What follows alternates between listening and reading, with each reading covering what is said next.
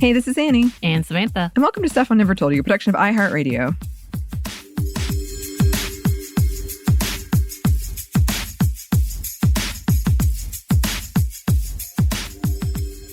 And as we were talking about the episodes for the show for the month of May, we realized many of the topics we are bringing are not the most comforting or easy topics, I guess, especially mine. I don't know why I keep going to the dark, but I'm traveling toward the dark side when it comes to episode themes, apparently.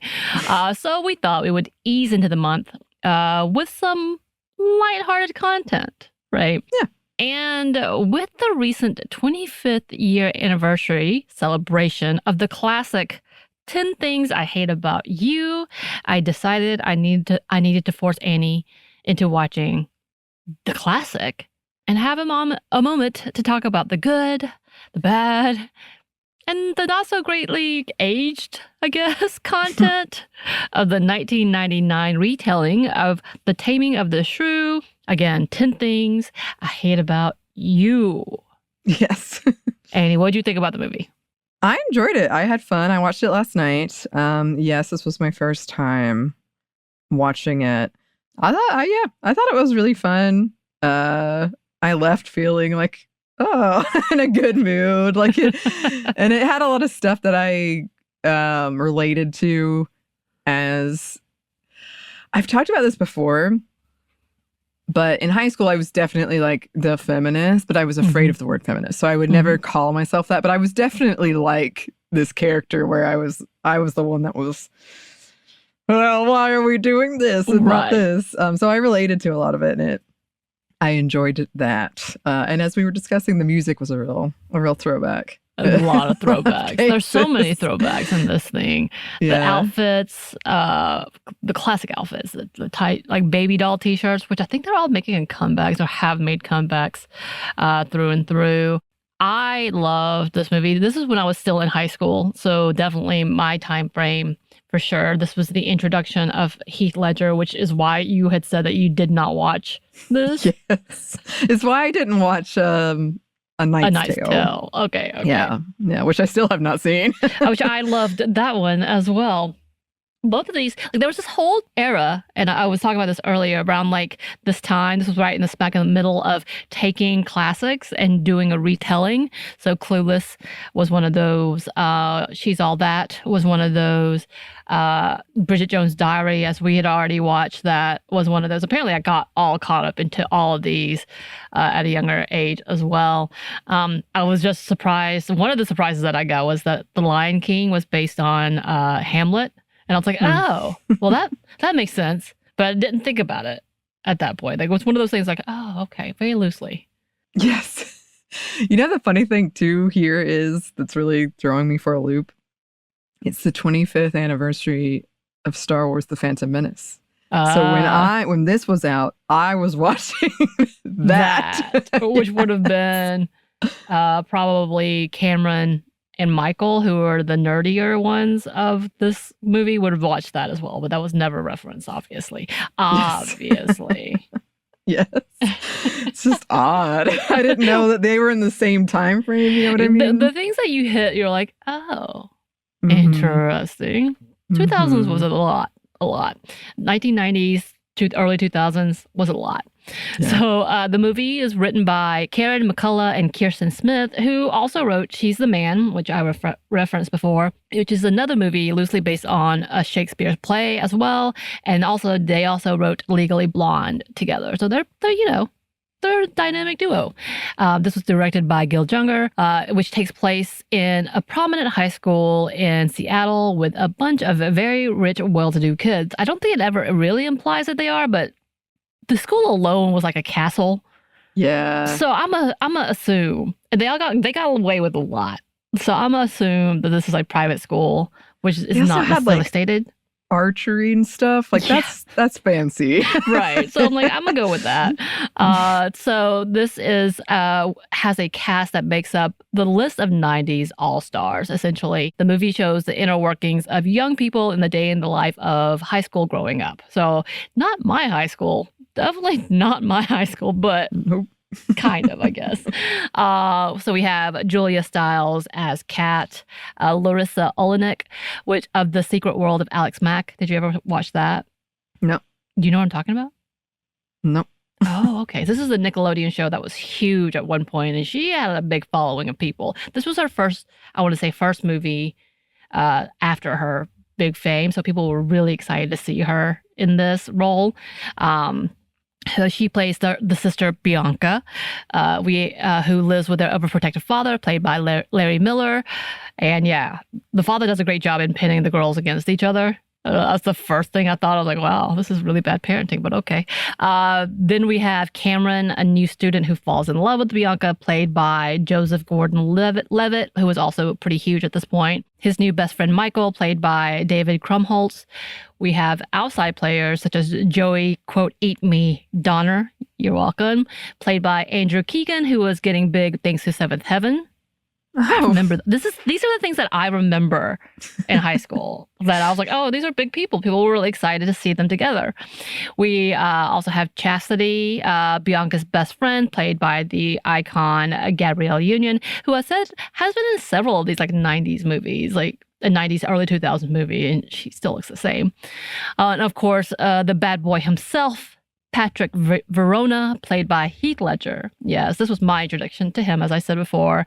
And we're going to shout out to Allison Janney, playing the not-so-helpful erotica writing high school guidance counselor, who was perfect for that role, to be honest. So let's jump into the plot. Kat and Bianca are polar opposites, sisters, but Bianca is the cheery, popular girl that the boys all fall for, while Kat is an angry, anti-establishment type who is ready to leave her home to bigger and better things, i.e. Sarah Lawrence College. Their father is an overprotective type and has become more so after their mother left, which is a problem for Bianca, who is not allowed to date, even though there are so many invites from so many boys, including the most popular.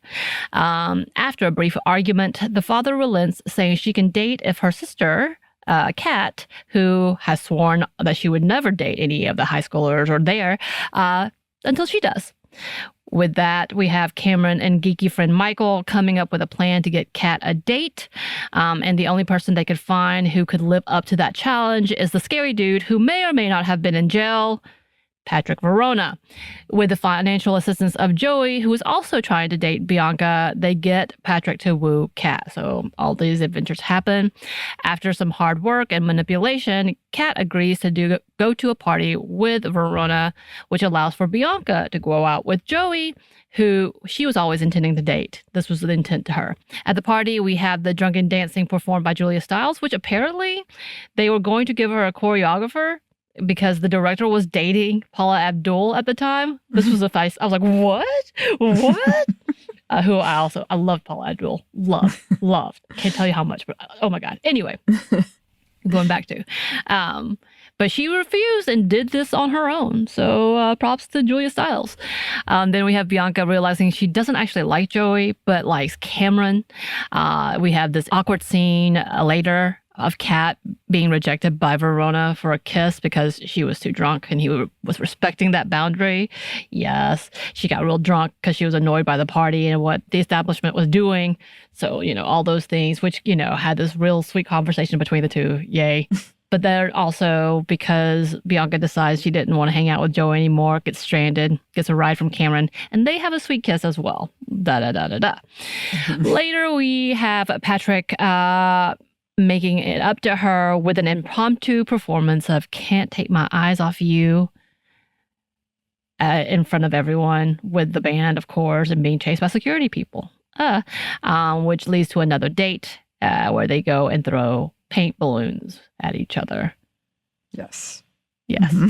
I just thought that was an interesting scene. Then we soon find out that Kate had actually dated Joey. And he had pressured her into having sex, and then she didn't like it, and so she said she wasn't going to do it anymore, and then he dumped her, which is why she doesn't like him at all. Hello. But that all is good as they all decide to go to the prom, where Kat finds out that Verona actually was paid to take her out, even though he tried to gaslight her and be like, why do you think I have some motive? I don't have any motive. It's just because I like you. Lies. But yes, Kat finds that out there. Bianca had gone out with Cameron and found out that she was a bet for Joey, which wasn't actually true. He said he was going to do it for fun, but whatever. And she punches him in the face. Fun scene. Twice. And then we have Kat being very sad, and they all have an assignment, which was to rewrite the sonnet, Shakespeare sonnet. She gets up and reads hers, and it has the infamous, I don't hate you, not even little, not even at all. Apparently it was shot in one take because she was so good at it. And then later we have Verona apologizing by giving her the guitar that she'd been eyeing throughout the entire movie. And end. Scene. Everybody's happy. Yeah.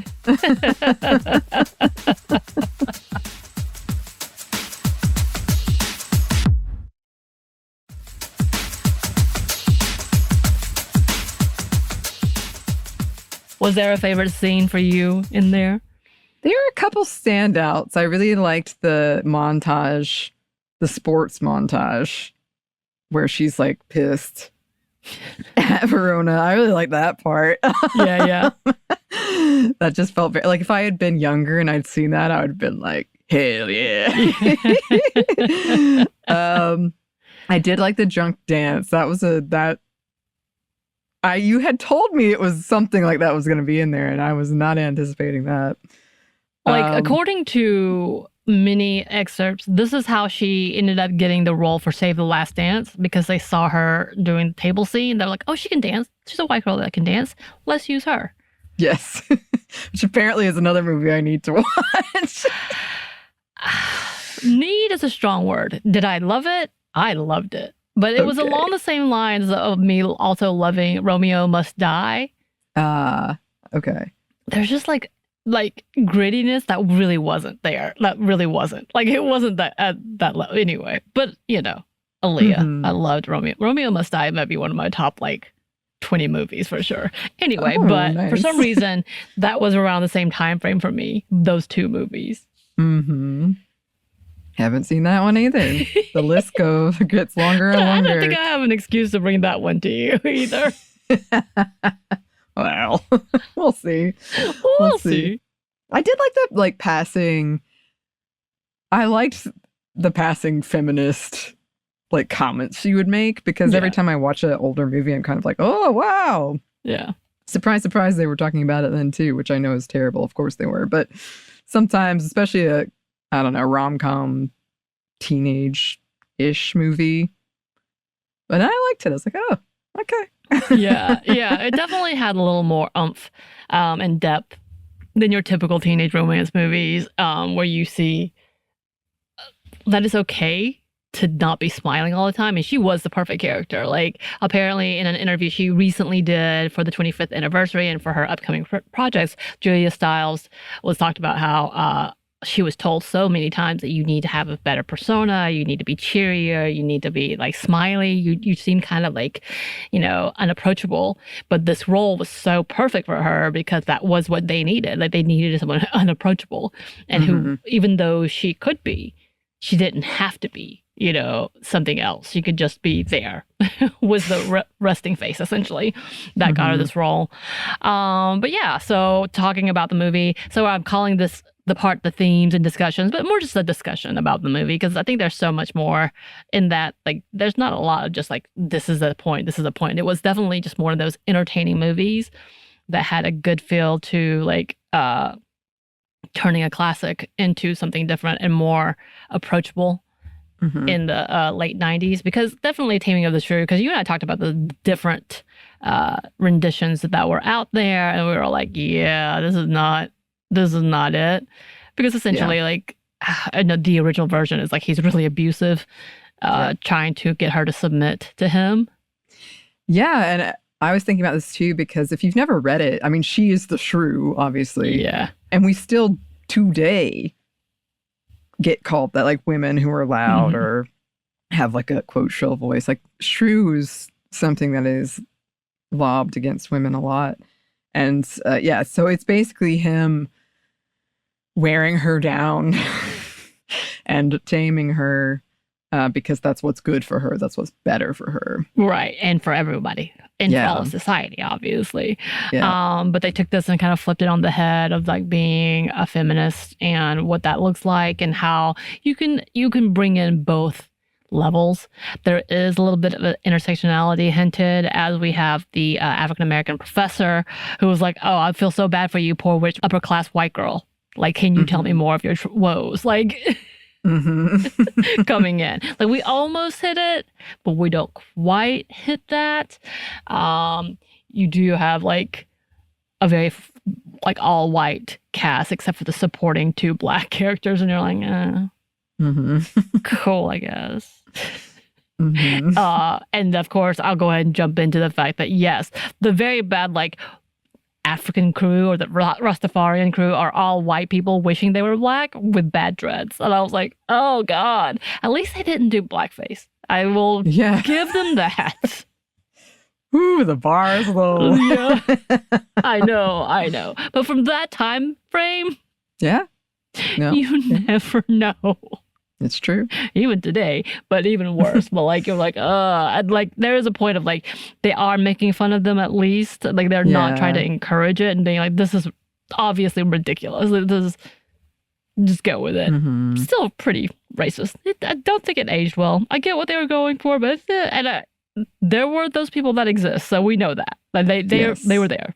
But yeah, so again, there was also the question, and I think it's a very good question, like how much they love the character in several of the articles that I read of Kat, except for the one thing is like she is so dismissive and a little bit antagonistic towards Bianca, who is not like this. And the fact that, you know, there are different types of women, and that's okay. If a woman really likes dating and wants to like wear the makeup and have a different type of fashion, all those things are okay too.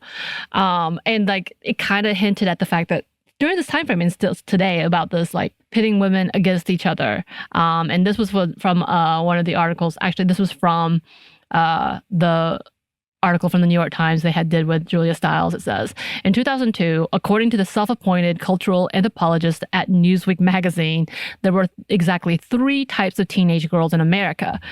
You could be an alpha, a blonde who loved cheerleading, worshipped Gwyneth and Vogue, and managed to be both and nice. You could be a beta, which was basically an aspiring alpha. Betas reportedly took diet pills as after-school snacks, spent after prom at a motel, and were tragically brunette. Or you could be a part of the rising cohort of Gamma Girls, Buffy the Vampire Slayer watching, flared jeans wearing freethinkers who were obsessed with Shakespeare, dated the class smartass, and subscribe to Jane magazine, the poster child for the Gamma Girl, Julia Stiles. And I guess you, Anney, as you said, if you were a teenager at that point in time. Yeah, I mean, I don't think obsessed with Shakespeare, but I was obsessed with like tragedies. So, yeah. Oh, I did think that was an interesting article, and Julia Stiles' comment to that was like, I remember seeing this, and I remember really hating the fact that why are they trying to compare me to other girls? This is so silly. Yeah, and I think there's a difference between, because this feels very pitting against other girls. It also feels like in this case you are rooting for Julia Stiles, I would say, in this movie. Yeah. So it feels like then all of the femininity that she rejects is bad or worse. But instead, I think in the movie, it's more she was hurt by this dude. She's kind of put these walls up. She has some, like, I would say, very accurate points, good thoughts. But in the end, they sort of come together and balance each other out, like her sister Bianca and her. And so I think in the movie, it's less of pitting them against each other, although the element is there. But this feels very like she was better, right? Than your classic girly girl, right? I mean, definitely the moments between Bianca and Chastity was interesting, especially towards the end. Like they were competing with each other for being the only sophomore at prom and having the date and all these things, which is a whole different level of questions. Which they did Chastity's character dirty, because why would she flip like that? Like it, yeah. But it definitely did not hold to like being friends, which I wish they had a little more of, but that's okay. Instead, it was like henchmen, I guess, type of thing, like lackeys for them, for everyone, apparently. But I think for that era, during that time, it definitely was a lot of that. We definitely saw the Christina Aguilera versus Britney Spears tropes. Yeah. Any of the young popular stars, they were all against each other. It was interesting that they continued to do that until oftentimes these stars would either quit or just spiral. During this time. So we definitely saw a lot of that. And I feel like that was that era in itself. And yeah, they had the pinning of like blonde versus brunettes, which is still, I think we've talked about this as a full episode in itself. It's just like, why was this a thing? And I guess, why is this a thing?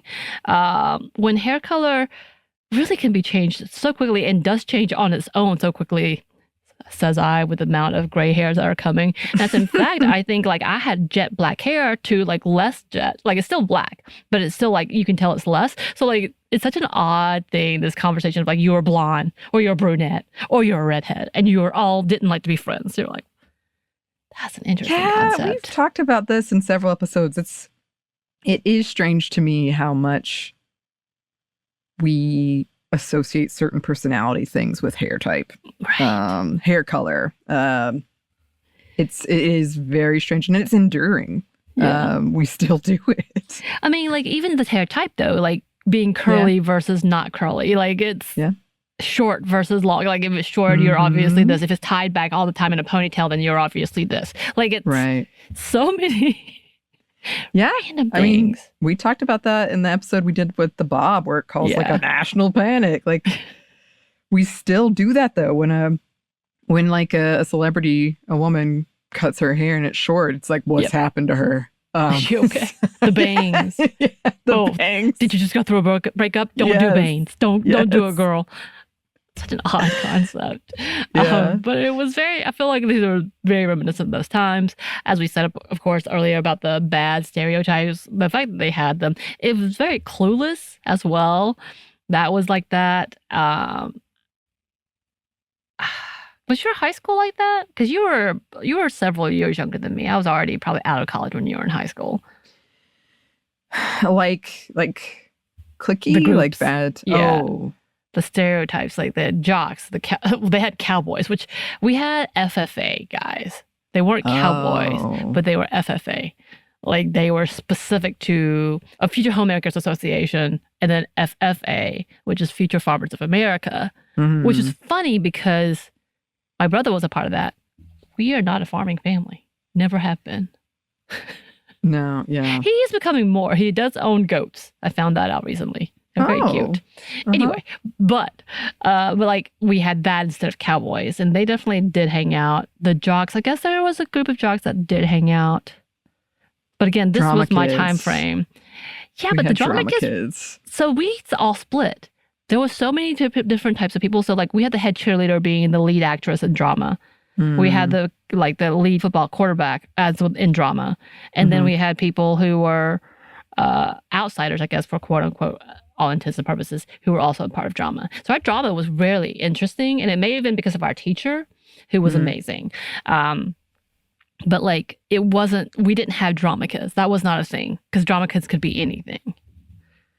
That makes sense. We had drama kids. Okay. They I would say like we definitely had the sports and then the popular group. Yeah. And then kind of your heavy metal music goth crew. I was in the like we're nice you can sit here group. Yeah. But the drama kids would mix. Because we are also, a lot of us were in drama, but there was a specific group that was like... Are you in the Thespian Society? No. I made it in the Thespian Society within the first year because I did so many hours as a stage manager.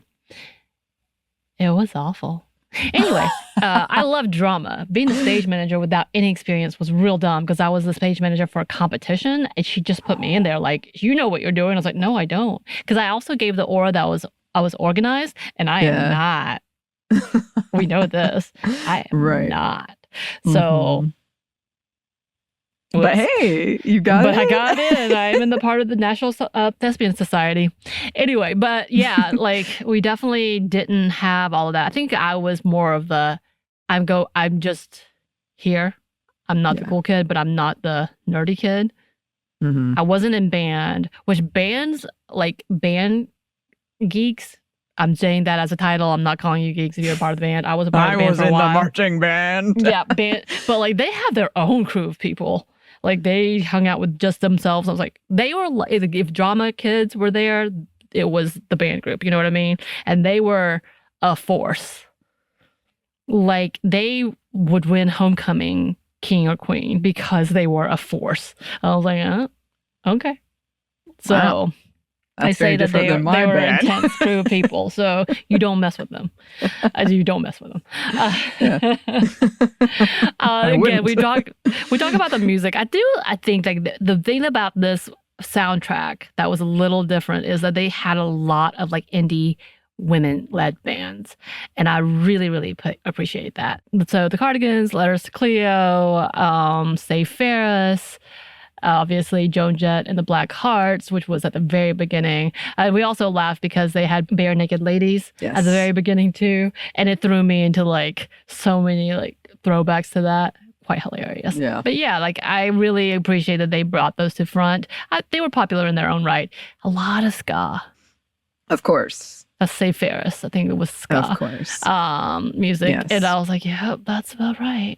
Yes. That's and if you haven't seen the movie, you could probably tell from the plot breakdown, music is very important to Kat.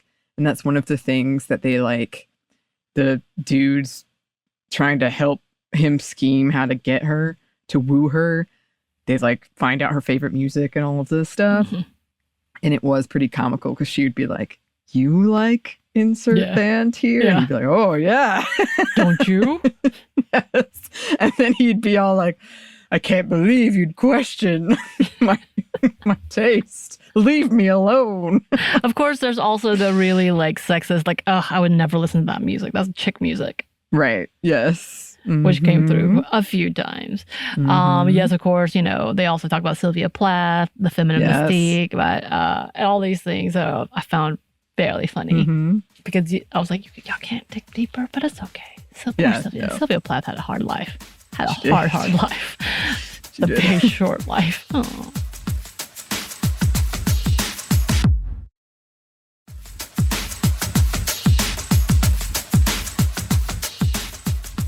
Yeah, and then of course, if we did talk about anything, it'd be like themes. It'd be the family, sisterhood, like the rival. Like there was this level of discontent within the family after the mother left, and whether it caused him to be the father to be overly protective and trying to keep them near him, or the sisters to try to find their own selves.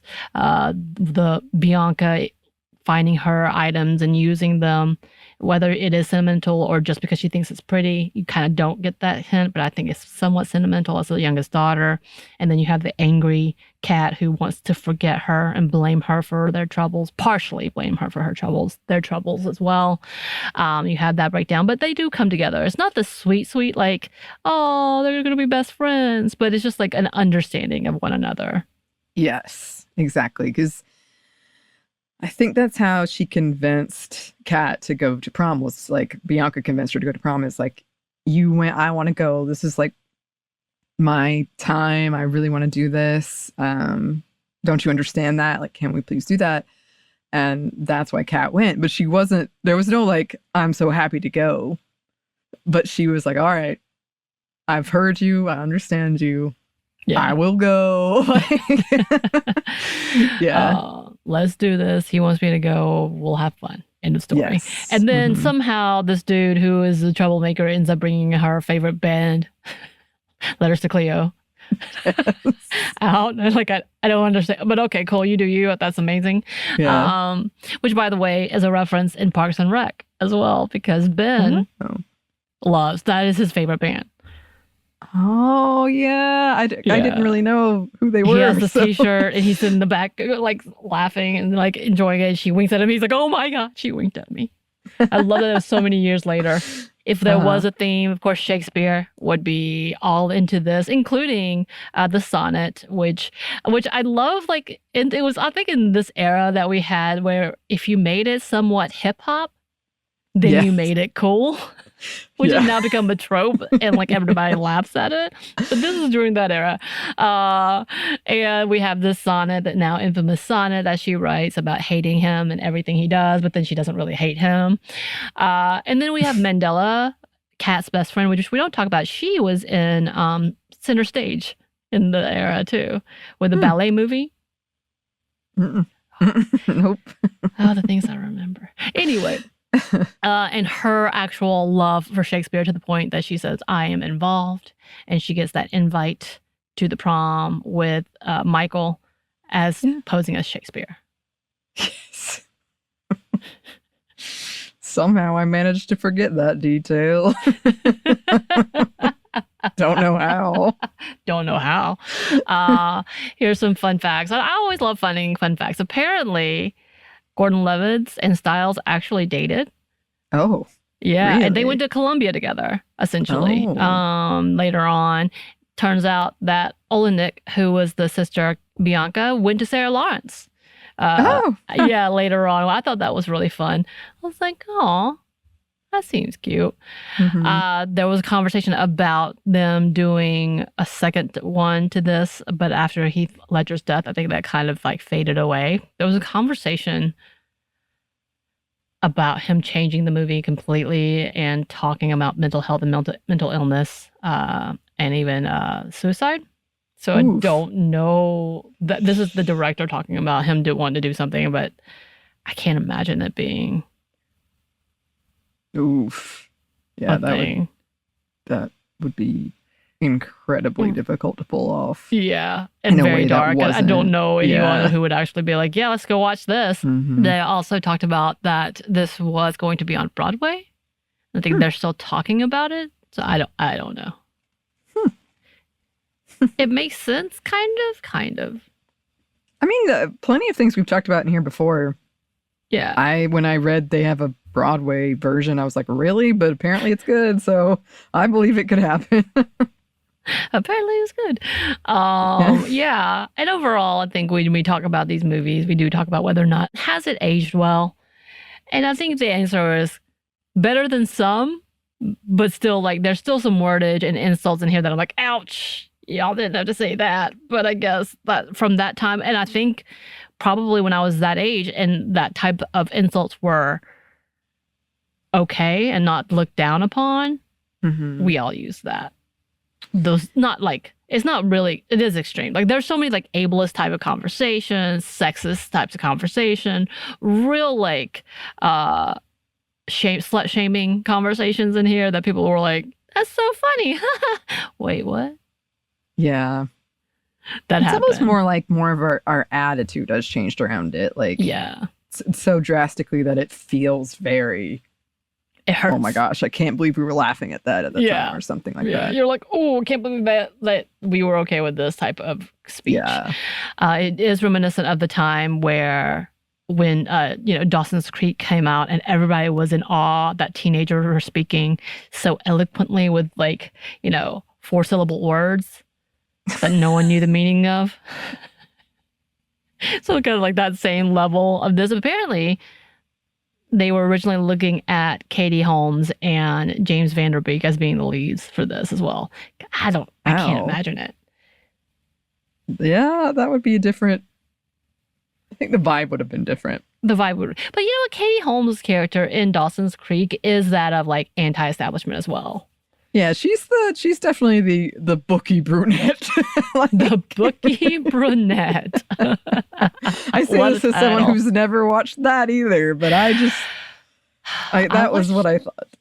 I watched the first 2 seasons, and then I think I got in trouble. I was told that that I shouldn't be watching it because there were sex. No. Oh dear. And that can't be happening in teenage shows. I remember there was a conversation about, I believe it was Katie Holmes' character, Joey, like snuck into a guy's through the window. Through the window. And it was this huge Like, everybody was talking about it. And I at the time, I was like a teenager. Like, what? Like, there was this level, like... But if you had a guy best friend and you grew up that close to them, it made sense. Yeah, because I don't even know if it was sexual in nature. It wasn't at first. Like, what started happening was that he started realizing, and she always had a crush on him, as it goes. But he started realizing, oh, she's actually a girl, and she's developing. Oh, look at those legs. I also remember Michelle Williams came in, and I can't remember why she ended up moving, but she was so, like, obviously sexualized from jump that people were having a hard time. Like, parents were like, you shouldn't be watching this. Wow. Yeah. That blonde hair. that damn blonde hair. Made her do it. Made her be this. But yeah, so I think this is, if you've never watched it before, understand, like, proceed with caution. This is a 1999 movie, and it shows. Yeah, and I think it's interesting because to me, when I watched it, I was like, wow, this is so much like less offensive than I thought it would be. But that's because I kind of grew up with that stuff. Right. But if you didn't, and you go back, then I think it's very shocking. Yeah. It kind of jarred me because I remember it with so much fondness. Yes. That I forgot. You know what I mean? Like, well, there was that. Yep, that's why I've always recommended, I don't have kids, but before I would show anything to a kid that I have a lot of fond memories for, I would rewatch it first. I don't remember it being this wasn't too sexual, at least, as in, like, showing anything, but they definitely talk about things. Yeah. Yeah, and I mean, this isn't unique to this movie at all. Clearly, it was based on Taming of the Shrew, but it is the whole, like, idea of paying a guy money to trick a girl into dating, and there's some kind of manipulation tactics. So many manipulations. Yeah, and I think in the, like, cut scenes, they actually have a moment where the sister has a reckoning, because it obviously is Bianca's partial doing in trying to manipulate her sister, but, like, you don't actually ever see this in the show. It's just all on Heath Ledger, which is still bad. He did it. He definitely did all the bad things, but you're like, no one talking about the fact that Cameron was the one that was manipulating behind the scenes. Him and Michael? Nobody? Yeah. They got off scot-free? Okay. Yeah, because it was like, it's strange that it was their plan so Cameron could date Bianca, right? But Kat was the fallout. Like, they didn't even consider she's just the Shrew. We've got to fix up. We've got to fix her. You know what's going to fix her? A man. This troublesome man that might have gone to jail. That may be that may have lost the liver.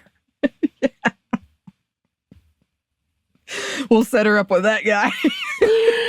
Oh, classics. I'm so glad we got to watch it. I'm glad you liked it, Annie. I did like it. With its troublesome things, even so.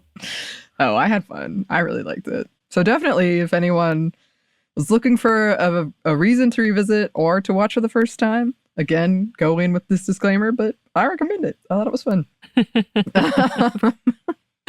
Yes, this will not be...